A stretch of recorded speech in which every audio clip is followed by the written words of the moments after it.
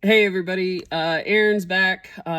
Guess what day today? It's mod day. So today's mod is we're going to be changing out our TRD off-road stock gear shift, and we're going to be putting on a similar to a TRD Pro gear shift. This is probably going to be the easiest modification. Of course, we got Katie back there, and we got Lola hanging out with us today. All right, everybody. So the first thing you're going to do is push down on your ring. After that, you just spin.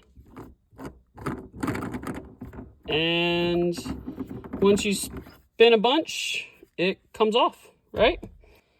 So now we got our TRD Pro similar one. So you stick that on and spin it back on. That's it. And then clip that back into place. Ta-da! That's it. Super easy, right?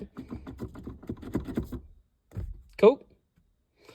If you guys are enjoying these, please subscribe and click like. Thank you. Bye.